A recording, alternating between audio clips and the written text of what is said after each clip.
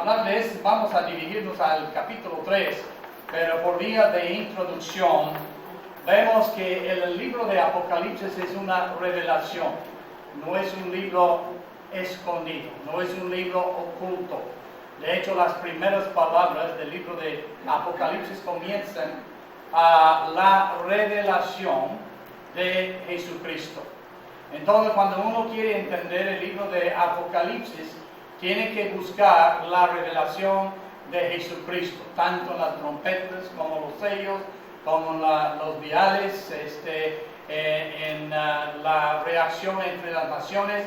Si no encuentra a Jesucristo, primero no tiene la interpretación correcta y no va a entender, y ya luego se sale por una interpretación espúrica, una interpretación no literal, espiritual en este caso. Pero nosotros creemos, como premileniaristas y pretribulacionistas, que el libro de Apocalipsis se debe tomar literal.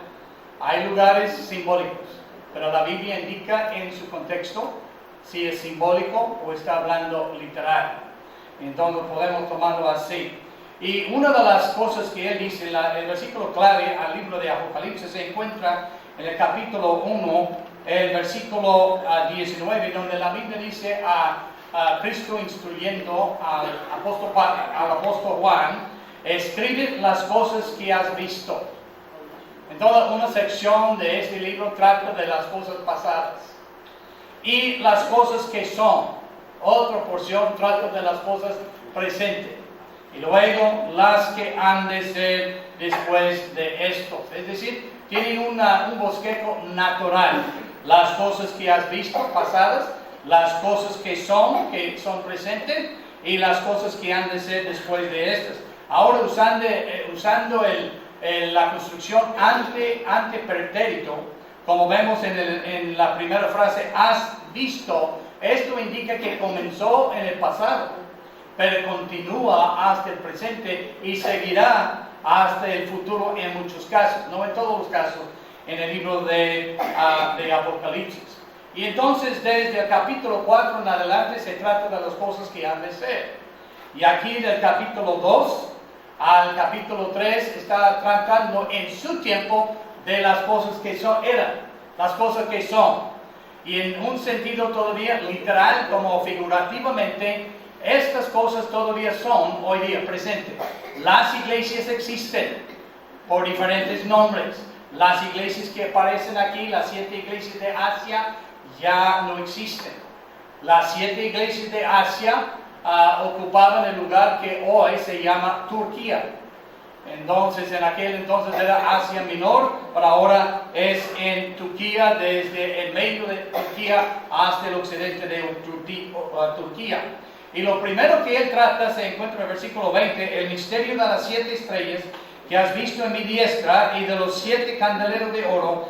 Y luego él mismo interpreta las 7 estrellas como los 7 candeleros. Muchas cosas no son interpretadas en el libro de Apocalipsis porque los símbolos fueron dados en el Antiguo, y uno que está familiar con el Antiguo va a entender el simbolismo que se halla en el libro de Apocalipsis. Pero esas son cosas no necesariamente literales en el sentido tangible, pero literales en el sentido espiritual y también aplicable a lo que él dice. Él dice las 7 estrellas son los ángeles de las 7 iglesias. Y luego él dice los 7 candeleros que has visto son las 7 iglesias. Entonces él está hablando en una forma simbólica, usando ángeles para hablar de los pastores o estrellas para hablar de los ángeles o pastores de las iglesias, y está usando candeleros para hablar de las 7 iglesias. Y luego él comienza con la descripción y los mensajes a las iglesias. Y una de las cosas que debemos entender, estos mensajes no fueron escritos a individuales, aunque aplican a individuales. Fueron escritos a la iglesia. La iglesia en Éfeso, Esmirna, Pérgamo, Tiatira, Sardis, Filadelfia y Laodicea. 7 diferentes iglesias. Y muchas de estas cartas fueron compartidas con otras iglesias. Por ejemplo, Pablo hace referencia a una de las iglesias, Colosenses capítulo 2, versículo 1. Y entonces estas cartas eran enviadas directamente a aquellas iglesias, pero también eran compartidas con otras iglesias porque los mensajes aplican y son para las iglesias. Entonces, hermanos, hay 7 mensajes aquí que Dios quiere que la Iglesia Bautista, el Divino Salvador, tenga y entienda.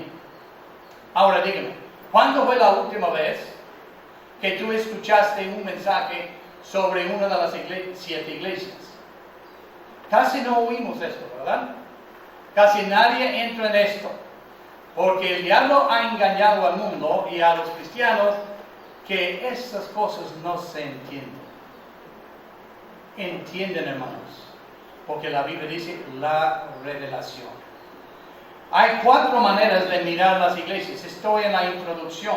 En un momento más estaremos en el mensaje. Pero hay 4 maneras que se interpretan los mensajes a las iglesias. Primeramente, son literalmente 7 iglesias en un lugar geográfico, físicas, con pastores literales, físicos, con nombres. Y esto es cierto. Cuando Cristo envió estas cartas y las dio al apóstol Juan, eran para 7 iglesias literales en un lugar geográfico. En aquellos días no se llamaban iglesia cristiana, iglesia bautista, iglesia tal, y así. Eran iglesias según el lugar. Nosotros usamos esto, ¿no? A veces cuando hablamos de la misión, la iglesia en Majiscatsi, tiene nombre, ¿lo saben? Tiene nombre ahí. Creo que es Masai, Iglesia Bautista Masai, ¿no? Puede ser otro, no me acuerdo. Pero yo la conozco porque es la iglesia Majiscatsi. Y muchas veces se me confunden los nombres porque hay tantas. Y luego digo, la iglesia bíblica en Del Pino. Ya, todo el mundo sabe a qué nos referimos.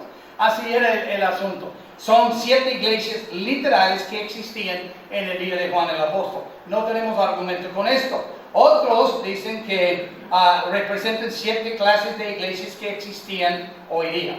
A pesar de hecho que estas fases o las épocas que representan a las 7 iglesias en la historia eclesiástica, cuales ya se terminan, sin embargo, la influencia de el contenido de estos mensajes todavía prevalecen en las iglesias hoy día. De hecho, tú puedes buscar entre todas las iglesias y tú vas a encontrar 7 clases de iglesias. Iglesias como Éfeso, iglesias como Esmirna, como Pérgamo, Tiatira, iglesias como Sardis, iglesias como Filadelfia, y como la Odisea. Vas a encontrar 7 diferentes clases de iglesias que traen las características semejantes a lo que traían las iglesias. Y otros creen que también, tercero, que estos representan las 7 características que pueden existir en cualquier iglesia o cristiano. De hecho, en algunas iglesias, no todas, uno puede encontrar una conglomeración, una confusión de 7 diferentes características predominantes en estas iglesias. Es una iglesia muy triste, me imagino, una iglesia muy confusa cuando esto pasa, y también lo encontramos en cristianos. Diferentes temperamentos, diferentes formas de depresión, etcétera, de emociones, representan 7 características que pueden existir en cualquier iglesia o cristiano también.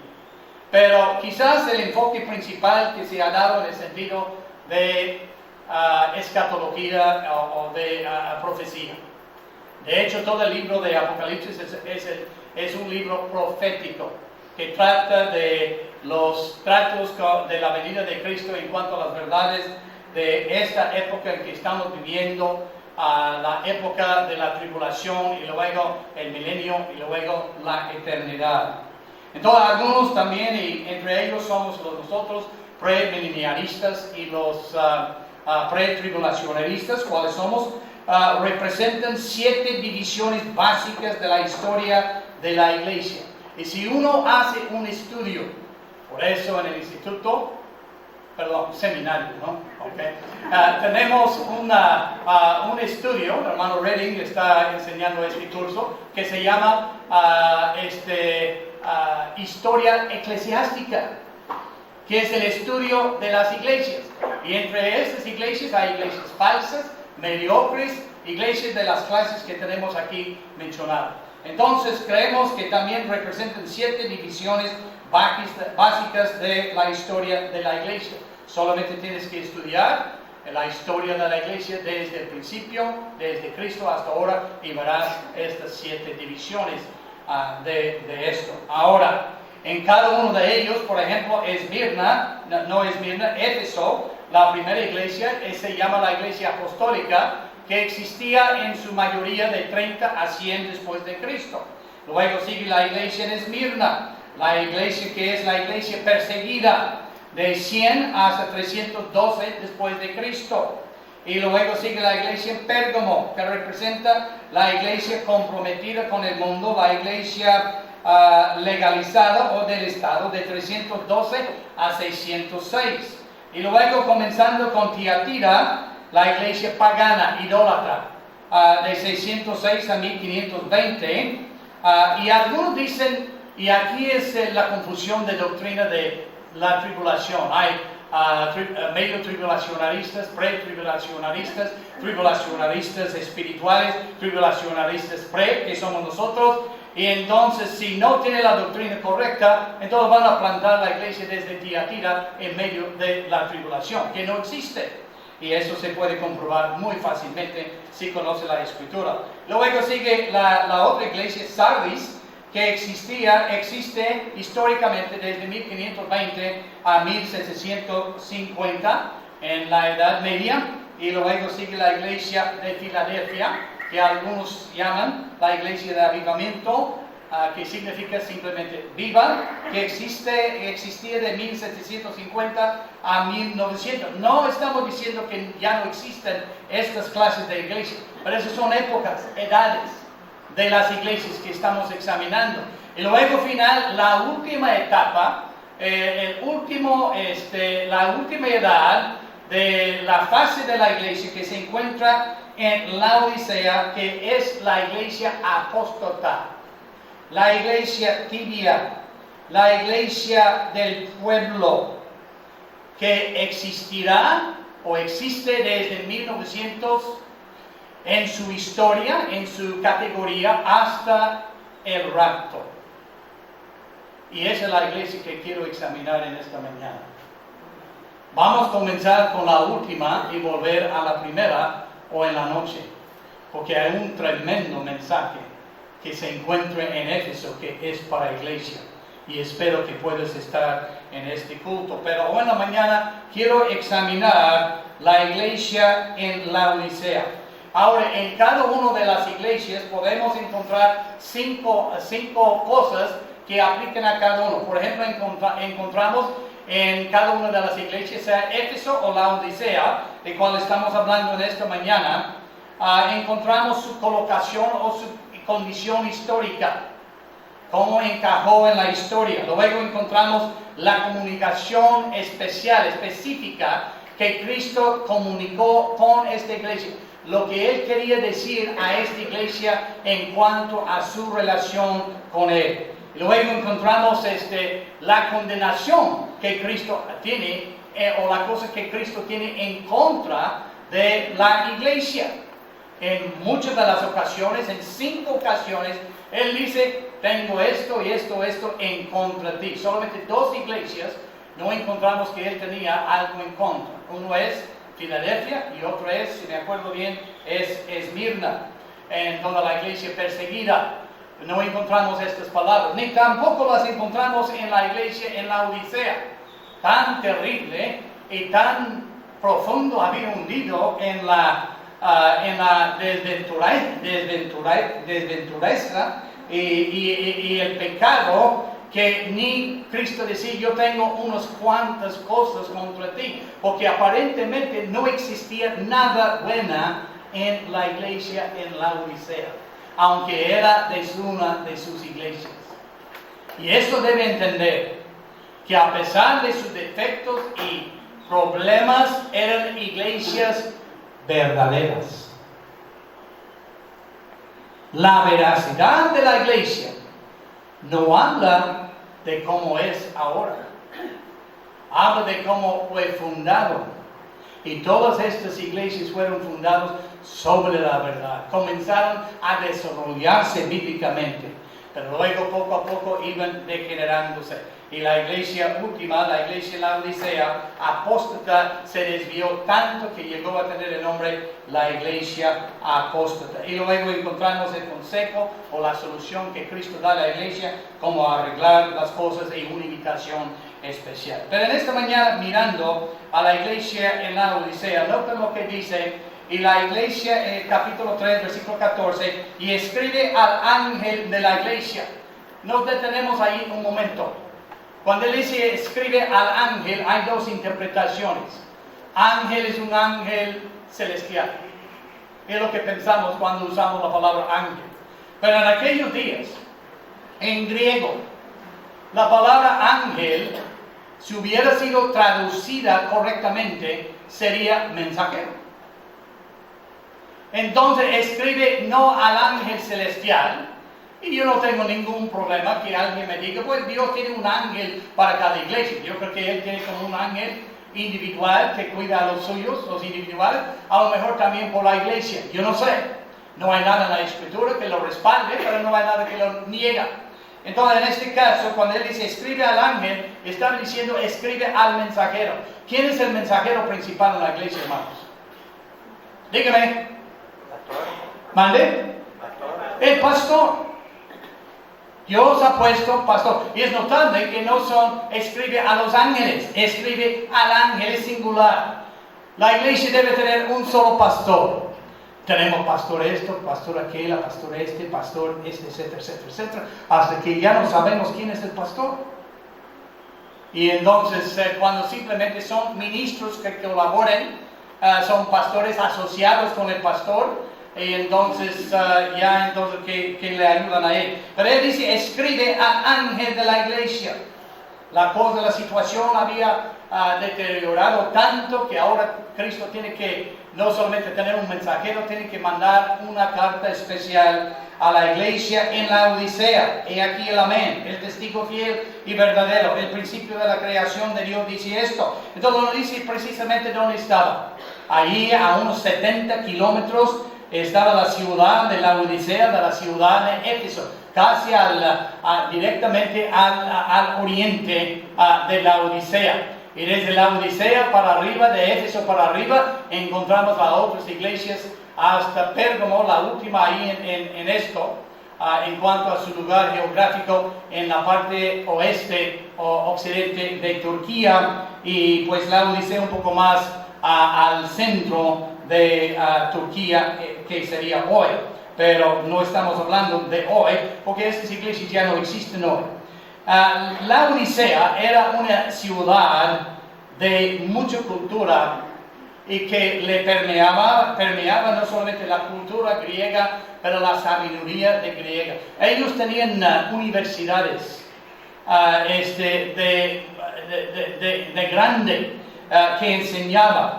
Era una ciudad quizás como la ciudad de los atenienses, donde la gente buscaba solamente saber algo nuevo. Era una ciudad de industria, mucha actividad en cuanto a crecimiento industrial. Y a efecto, llegó a ser una ciudad de bastante riqueza. De hecho, dice que la iglesia aparentemente era una iglesia rica. No hay nada mal en que una iglesia sea rica, pero no debe buscar las riquezas. Pero aparentemente la iglesia en la Odisea buscaba la riqueza. Dicen, según los descubrimientos en las ruinas arqueológicas, que la iglesia era rica, y pues esto es vista por 3 iglesias excavadas en la arqueología hasta los primeros días del cristianismo. Pero no sabemos nada del ministerio de la iglesia. En todas las demás iglesias puede ver que Cristo reconoce algunas cosas. en cuanto a las iglesias. La iglesia en Éfeso hasta Filadelfia, pero la Odisea, Cristo está silencioso. No dice nada bien, solamente empieza a traer sus cualidades que son malas, que él tiene en su contra. Entonces no hay nada aquí de la iglesia en la Odisea en cuanto a sus cualidades buenas, ni tampoco hay algo ahí acerca de su predicación. Éfeso era un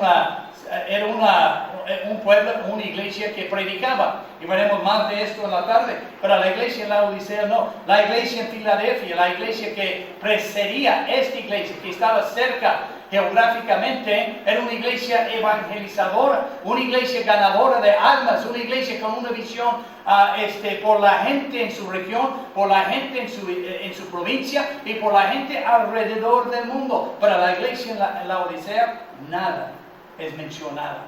De hecho, uno se pregunta, ¿para qué existía la iglesia en la Odisea? Si Cristo ha levantado sus iglesias para que prediquen el evangelio y bauticen los creyentes y discipulen a los que han sido salvos y bautizados y enviarles a predicar el evangelio. Esta iglesia no sabemos nada, como fue en el caso de la iglesia en Éfeso. Y luego en el versículo 14, él dice, escribe al ángel de la iglesia en la Odisea, he aquí el amén, el testigo fiel y verdadero, el principio de la creación de Dios, dice esto. En cada uno de los mensajes hay un mensaje particular referente a Cristo. Él hace una revelación de su deidad y su gloria en el capítulo 1. Pero en cada uno de los mensajes, en las primeras palabras, hay una distinción en cuanto a la persona y a la deidad y el carácter de Cristo. Aquí Él les llama a su atención. De hecho, yo he visto, creo que la negación, el descuido de lo que Él se comunica acerca de sí mismo es una de las razones que la iglesia hunde hasta las profundidades del problema que tenía. Pero Él dice en cuanto a su persona, quiero recordarles esto. Hermanos, esto no es nuevo, pero es algo que debemos recordar y nunca debemos olvidar. Porque si lo olvidamos, podemos ser como una iglesia de la Odisea. Porque el diablo es muy astuto. De hecho, encontramos aquí 7 diferentes métodos que él infiltra y destruye la iglesia. Y es obvio que él ha destruido las iglesias porque ya no existen. Pero ese es para otro tema, otro día. Pero él se comunica de sí mismo, ¿de quién es? Él dice, he aquí el amén. Recuerda que yo soy la autoridad, no tu constitución. Yo soy la autoridad, no tus artículos de fe. Yo soy la autoridad, no el Estado. Yo soy la autoridad. Él dice el amén. ¿Sabe qué significa la palabra amén? Amén es una palabra hebrea que lleva la idea de finalidad, o entre comillas, dicho y punto. Y entonces a veces estamos en el culto, alguien dice algo que le emociona y dice amén. ¿Qué está diciendo? Estoy de acuerdo, sigue predicando. Esta es buena predicación, esta es la verdad. Estoy de acuerdo. Con una sola palabra está diciendo todo esto. Luego salimos y se nos olvida vivirlo, ¿verdad? Si tú no vives lo que digas amén, no digas amén. Porque amén dice que estás de acuerdo y tu vida está de acuerdo también. Él dice el amén, Él es la autoridad final. Eso nos recuerda lo que Él dice en el capítulo 1, el versículo 11, donde Él comunicó a las iglesias, a Juan, en el versículo 11, yo soy el alfa, la omega, el primero del último, escribe en un libro lo que ves, envíalo a las 7 iglesias. El alfa y la omega, yo soy Dios. Nunca debemos olvidar que Él es Dios. Él es la deidad. Y entonces Él es el amén, la autoridad final. Es por eso en nuestra constitución, o mejor dicho, en nuestros artículos de fe, enumeramos hasta unos 25, 26 o más. Y luego el último es, pero con todo dicho ponemos ahí el artículo referente, la Biblia es la última autoridad de nuestra fe y práctica y regla. Porque es donde Dios dice amén. Él es la autoridad final. Pero luego Él dice el testigo fiel y verdadero. Él vino para revelar al Padre. Él es este testigo fiel de todo lo de Dios. No solamente en las palabras escritas con letra roja en la Biblia, pero toda la palabra de Dios. Es el testimonio de lo que Cristo nos dio. De hecho, la Biblia dice, si todas las cosas que Él hizo, los milagros, las obras que Él hizo, fueron escritos en un libro, ni habría suficientes lugar en el mundo para que quepan todos los libros escritos acerca de Él. La Biblia dice que por las Sagradas Escrituras llegamos a sabiduría para salvación. Las Sagradas Escrituras son inspiradas, son el aliento de Dios, son la palabra de Dios, es el amén. Y entonces son útiles para enseñar, redarguir, corregir e instruir en justicia a fin de que el hombre de Dios sea perfecto, enteramente preparado para toda buena obra. Él dice, no olvides que yo no solamente la autoridad final, pero yo soy el testigo fiel y verdadero. Por eso, escudriña las Escrituras, porque ellas son las que dan testimonio de mí. Joven, si tú quieres encaminar tu vida, escudriña las Escrituras, busca a Cristo y puedes ordenar tu vida que tenga más éxito que este mundo con toda la educación que tú puedas adquirir, te puede otorgar. Y luego dice algo más muy importante, el principio de la creación de Dios. Hay un poco de confusión sobre esto, pero la palabra principio, de hecho cuando lo leí y en su contexto así lo tomé como estoy explicando, pero algunos teólogos que conocen el griego dicen que esta palabra también podría ser traducida principiador, el que comenzó. Entonces, cuando Él dice, yo soy el principio de la creación, está recordándonos, hermanos, que Él es el creador de todo. Y debemos a Él. Y Él dice a la iglesia en la Odisea, ustedes me deben, ustedes existen, porque yo lo permito. Y la palabra de Dios nos enseña en el libro de Colosenses capítulo 1, el versículo 18. Creo que es el versículo 18. Dice la palabra de Dios de esta manera. Y Él es la cabeza, dice en Él, en el versículo 16, porque en Él, hablando de Cristo, fueron creadas todas las cosas, las que hay en los cielos, las que hay en la tierra, visibles e invisibles, sean tronos, sean dominios, sean principados, sean potestades, todo fue creado por medio de Él y para Él. Entonces uno dice, pues Él creó el mal. No, Él no creó el mal. El mal vino porque el diablo entró y trajo el mal consigo, engañó al hombre y el hombre escogió trastornar estas cosas que Dios creó para el bien de ti y de mí. Y entonces luego dice, Él es antes de todas las cosas y todas las cosas en Él subsisten. Él es la cabeza del cuerpo que es la iglesia, Él que es el principio. Está escribiendo la iglesia en la Odisea, está escribiendo la iglesia aquí en el Edino Salvador. Él a la iglesia que es el principio, el primogénito de entre los muertos, para que en todo tenga la preeminencia por cuanto agradó al Padre que en Él habitase toda plenitud. ¿Sabe cuál es? Porque el hombre ya está tan metido en ateísmo. ¿Sabe por qué el hombre está tan metido en la negación de las Escrituras? ¿Sabe por qué en una de las universidades en los Estados Unidos, Harvard, cuando levantaron una encuesta en la calle preguntándole quién es el más peligroso al mundo? ISIS, los terroristas aterrorizando al Medio Oriente y Turquía y todos los demás, Irak y Irán y Siria y todo lo demás. ¿Cuál es el más peligroso? ¿Ellos o los Estados Unidos? ¿Sabe qué dijeron? Los Estados Unidos. ¿Cómo el hombre ha pervertido todo lo de Dios? Entonces, aquí Él dice el principio de la creación. Nunca olvidemos quién creó este mundo. Si alguien viene a ti y empieza a decirte, no lo creas, es un mito, recházale. Dale la espalda. No deje que sus niños, sus jóvenes aprendan estas mentiras. Requiere más fe creer en la evolución que creer en la creación. Y entonces, eso es básico, esas son verdades básicas a toda la doctrina de la fe.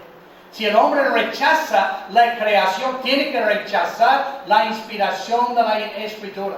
Si rechaza la inspiración de la Escritura, tiene que rechazar, quizás, y poner entre comillas, entre paréntesis, mejor dicho, la deidad y la salvación de Cristo Jesús. Todo se echa para abajo. Simplemente porque no cree que Él es el amén, Él es el testigo fiel y verdadero, y Él es el principiador de la creación de Dios. En el versículo 15, Él empieza a mencionarle a la iglesia, después de revelarse a sí mismo, a ellos como el amén, el testigo fiel y verdadero, y el principiador de la creación de Dios, empieza a hablar de las cualidades de la Odisea. Como dije, esta iglesia tiene la distinción de ser la única entre 7 iglesias cuya conducta era tan reprensible que ni aun el Cristo de la gloria, el omnisciente, omnipresente y omnipotente, ni pudo hallar nada bien en esta iglesia. Ni siquiera una sola chispa de una buena calidad. La reprendió por diferentes cosas. Pero nota cómo la iglesia se pensó de sí misma. Él dice en el versículo 16, en el versículo 17, ellos empiezan a testificar de sí mismos. Y si tú preguntas a las iglesias que caben en la categoría de la iglesia en la Odisea, dirían lo mismo. Yo he hablado con algunos pastores, miembros, parientes que son miembros de iglesias así. Y dicen lo mismo, pero en diferentes palabras. ¿Qué dice ellos de sí mismos? Y la Biblia dice esto, el testimonio de uno mismo no es verdadero. Si tú quieres saber cómo es el hermano Lely, no me preguntes a mí.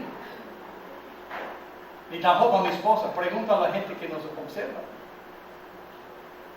Así vas a saber cómo somos. Entonces él dice aquí que ellos dijeron, porque tú dices, yo soy rico. Que me da a entender que la iglesia perseguía las riquezas más que los tesoros de Dios. Que me da a entender que su tesoro estaba aquí en la tierra y no en el cielo. Porque donde está nuestro tesoro, ahí nosotros pensamos, vivimos y meditamos. Y ellos estaban hablando de riquezas materiales. Porque yo soy rico, ellos dicen, y me he enriquecido.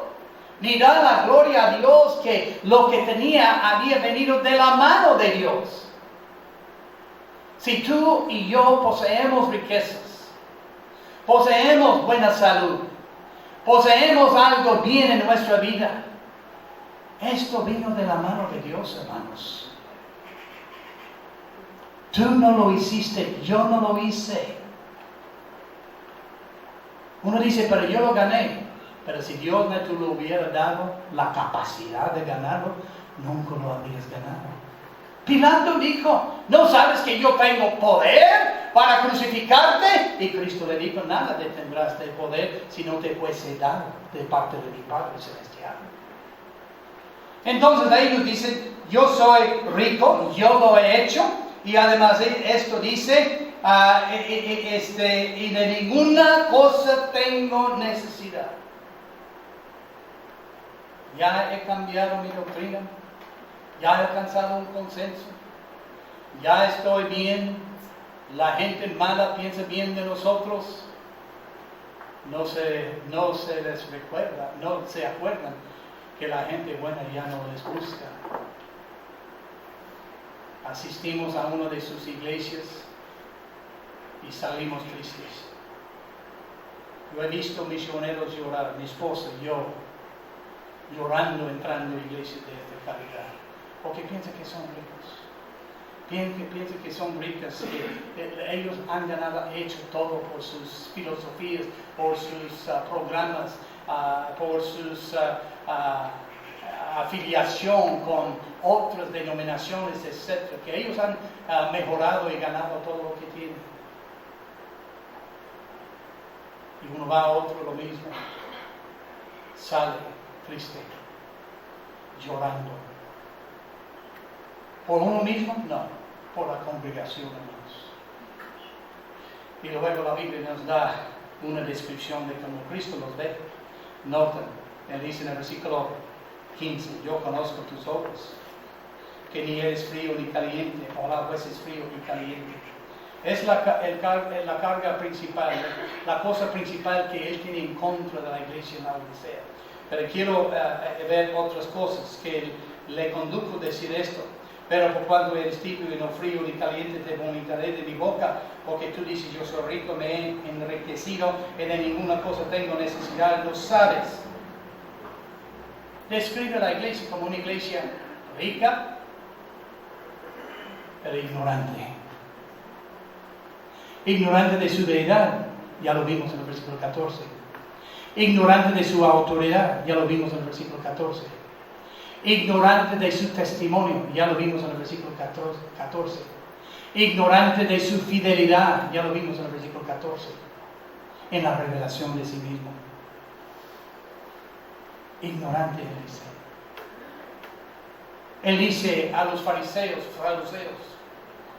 cuando ellos estaban confrontándole con la idea, un hombre se casó y con una mujer se murió y luego se casó con los 7 hermanos uno tras otro y cada uno murió. ¿De quién será esposa? En el cielo. Cristo, para resumir todo, dice, vosotros erráis, no conociendo dos cosas: la palabra de Dios, las Escrituras y el poder de Dios. Eran ignorantes de las Escrituras. Eran ignorantes del poder de Dios. Y luego él dice, y no sabes que tú eres un desventurado. Yo busqué la palabra desventurado. No es una palabra muy agradable. Es una palabra que denota la crónica, los problemas crónicos que uno tiene. En una iglesia rica, que no tenía necesidad de nada, pero en su congregación tenían problemas crónicos. Ahora, no digo que problemas vienen porque estamos viviendo así, pero cuando uno vive así, tendrán estos problemas. Lo que ellos hacían, que lo hacían para bien, se les volvió en su contra como una maldición. Y para relatarles algunas experiencias, yo podría darles 2 nombres de 2 iglesias que han tenido problemas así. Entre la mesa directiva, divorcios, hijos que ya niegan la deidad de Cristo, la salvación de Cristo, hijos que ya no van al templo, divorcios, enfermedades, problemas con la ley, tantas cosas. Sí, tienes todo esto, pero eres un desventurado.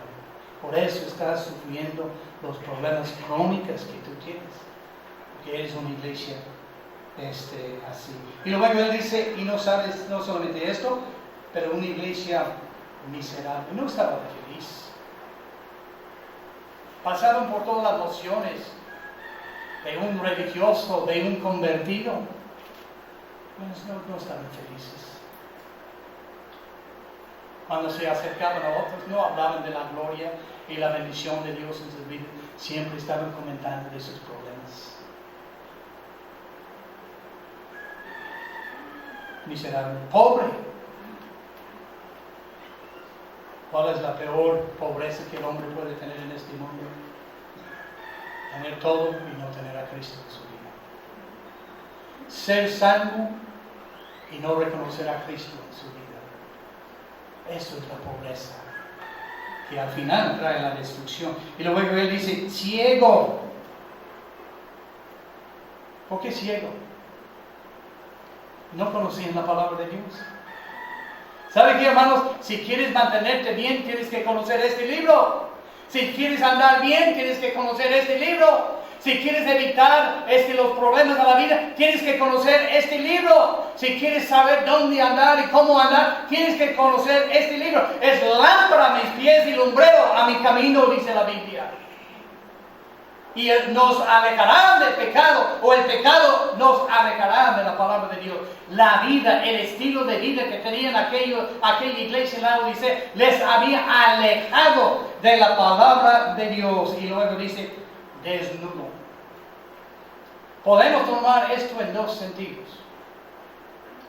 Primero, era una iglesia que radicaba en un lugar de cultura de paganos, de idolatría, donde servir a su Dios en el templo era los ritos sensuales, donde se desnudaban y hacían todo tipo de escarnio en aquellos lugares. Lo vemos filtrando en las iglesias. A veces yo estoy predicando y yo no puedo mirar a la gente. El escote del hermano está tan bajo que me da pena. Cuídense, hermanos, cómo se visten.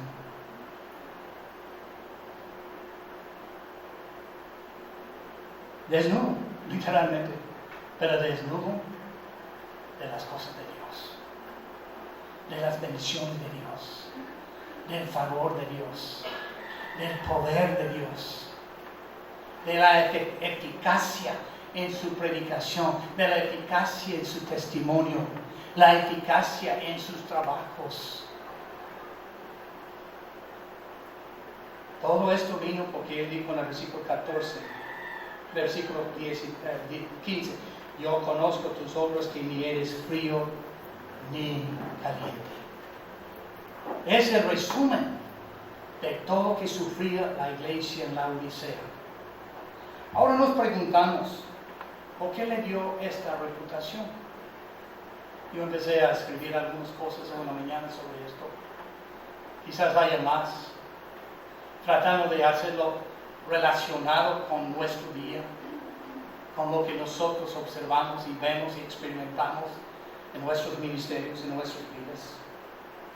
¿Por qué Dios le dijo a ella, tú eres ni frío ni caliente? Ojalá que fueses frío o caliente, pero puesto que eres tibio, mediocre y ni frío ni caliente, vomitaré a ti de mi boca. Ya no eres útil. Mejor quitarte de la tierra, porque estás dando mal testimonio. Por lo menos si uno está frío, sabe dónde está, sabe qué posición que tiene. Y si está caliente, sabe qué posición que tiene. Pero si está tibio, está tratando de montar el caballo de ambos lados, nunca va a subir. Era una iglesia tibia, una condenación terrible. ¿Y por qué le dice, eres una iglesia tibia, ni eres frío ni caliente? No puedo hallar en ti ninguna cosa buena. ¿Por qué? Porque primero, como aprendimos en el versículo 14, se le había olvidado quién era Cristo en sus vidas. Era Dios, el Creador, la autoridad final. Y cuando uno empieza a olvidarse de esto, ya empieza su declive, su declinación para abajo.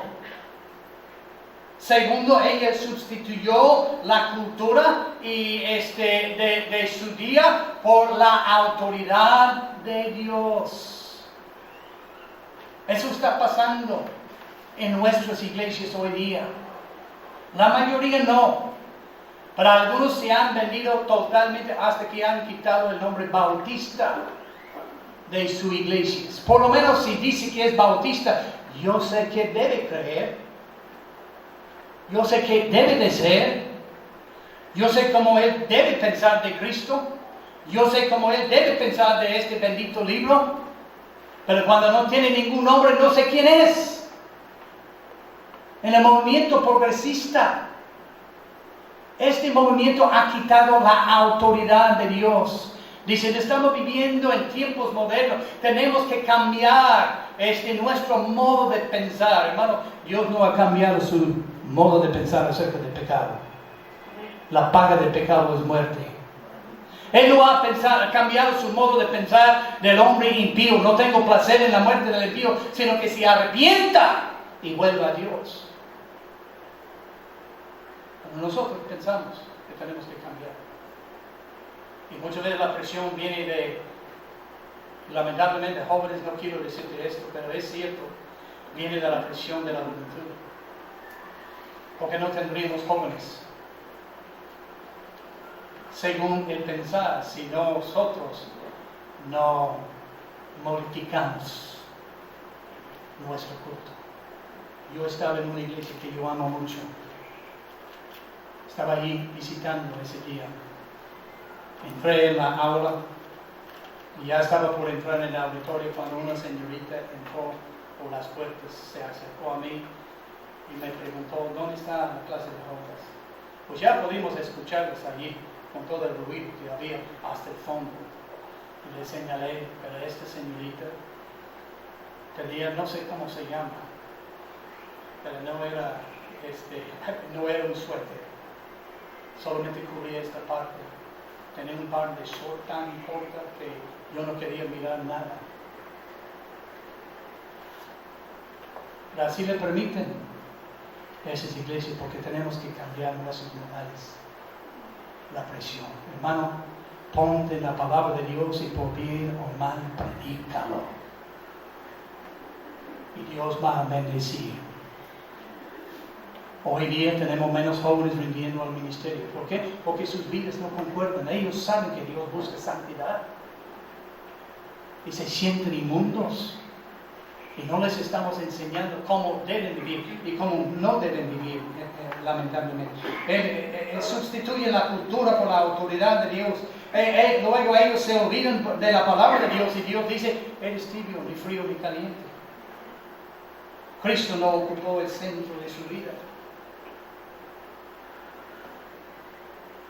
Buscaban un consenso con la sociedad y con la cultura.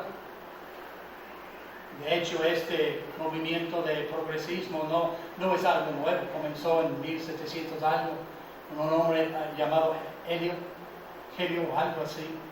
Pero yo estaba leyendo sobre esto y me quedé ahí con boca abierta que existía algo de él. Y la idea es que uno no necesariamente va para predicar el Evangelio. Primero levanta una encuesta para ver qué es lo que quiere la gente. Y busca tratar de unir la palabra de Dios con la cultura humana. Dios hace una distinción muy grande.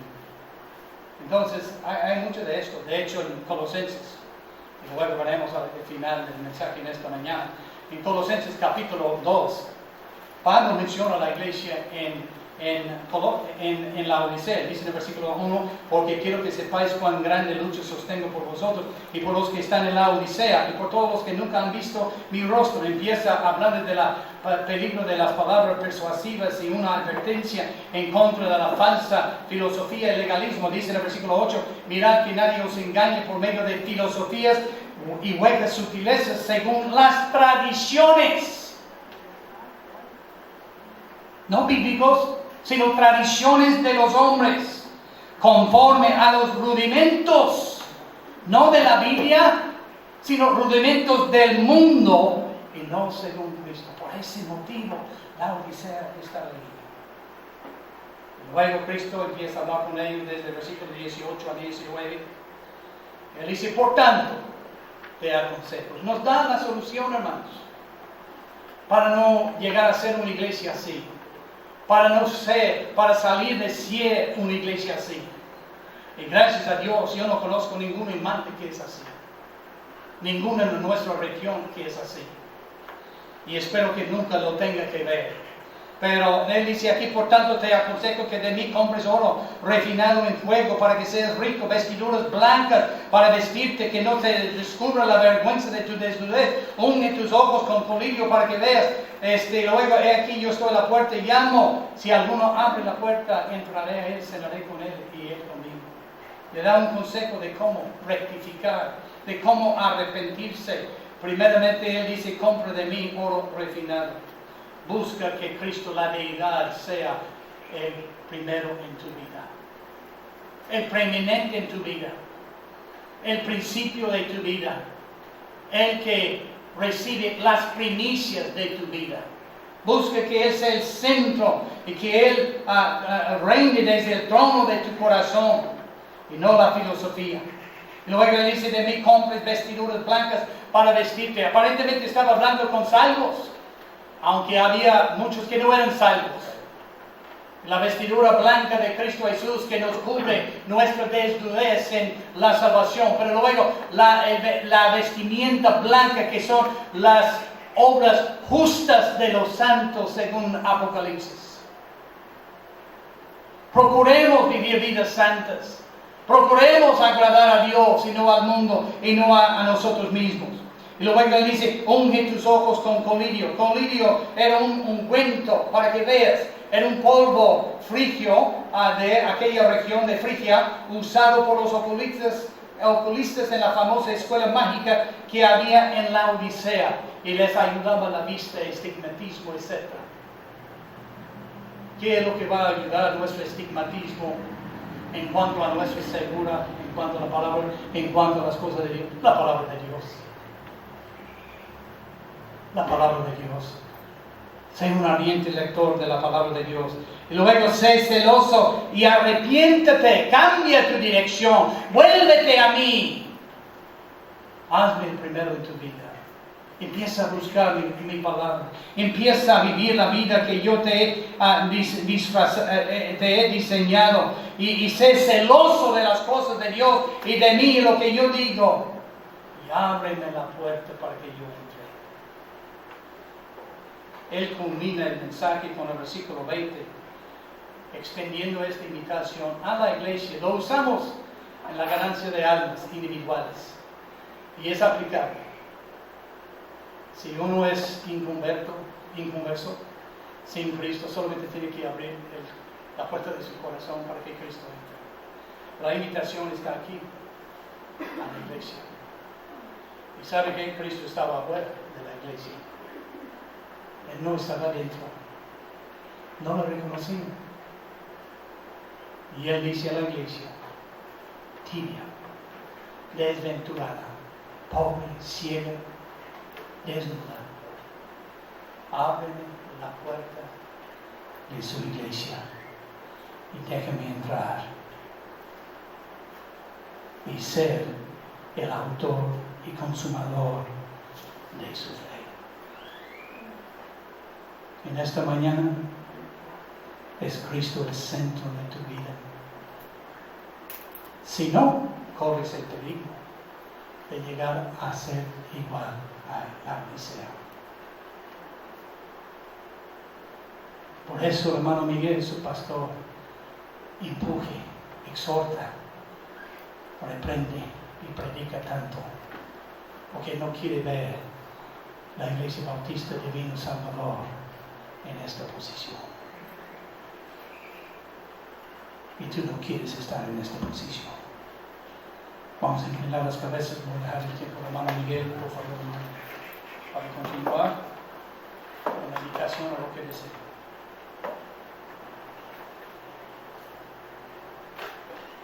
Estamos con los rostros inclinados y con los ojos cerrados. Creo definitivamente que es tiempo de decirle al Señor, Señor, no quiero estar en esta posición. Tal vez la predicación ha hecho una radiografía exacta de nuestras vidas o de algunos de nosotros. Creo que es necesario vivir una vida donde Cristo sea el que reine, donde mis rebeliones pueda traerlas al señorío de Cristo, donde mis tibiezas emocionales y espirituales pueda traerlas al control y al dominio de Cristo Jesús.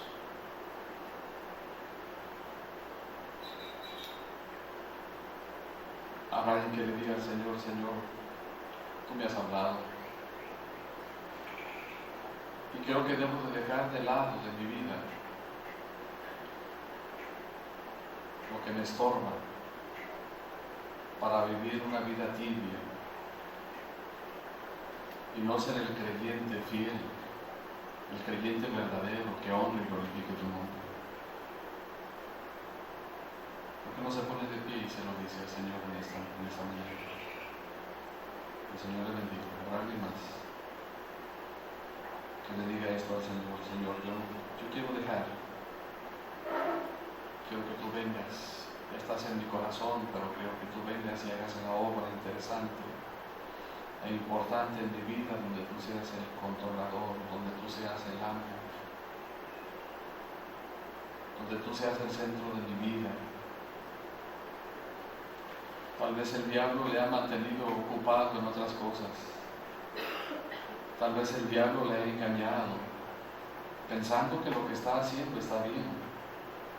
Y en esta mañana la palabra ha sido enseñada, ha sido revelada, para decirnos a nosotros en qué estamos mal. No el predicador, es la palabra, es el Espíritu Santo usando la palabra para nosotros. ¿Y por qué ha traído esta palabra el Espíritu Santo a nosotros? Porque quiere tu bien, quiere nuestro bien. ¿Quién más se pondrá de pie para que oremos juntos al Señor en esta mañana? Dios le bendiga también a usted, también a usted. También a usted, Dios le bendiga, también a usted, Dios le bendiga.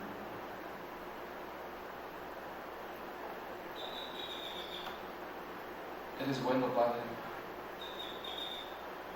En tu bondad nos das lo que necesitamos. Tu palabra nos ha edificado en esta mañana. No solamente nos ha edificado, sino que nos ha bendecido y nos ha guiado el rumbo que debemos de seguir. Si nuestra vida, Señor, está pasando por la etapa de la odisea, confesamos este pecado, Señor, y nos arrepentimos de haber estado en esto. Guíanos con tu Espíritu Santo hacia la verdad de tu palabra, hacia lo correcto que se debe de hacer. Gracias por decirnos en tu palabra lo que necesitamos. Gracias por ayudarnos, Dios eterno, a tomar esta decisión. Conoces vidas, conoces corazones, emociones, sentimientos y actitudes. Señor, que tu Espíritu Santo no nos deje tranquilos hasta que hagamos lo correcto y lo que debamos de hacer. Hemos dado el primer paso. Hemos llegado ante tu presencia reconociendo que tú eres el dueño de todas las cosas y que aún eres el dueño de nuestras vidas. Gracias te damos por darnos este tiempo de meditación de tu palabra. Oramos en el nombre de Jesús. Amén. Gracias, hermanos, por tomar su lugar.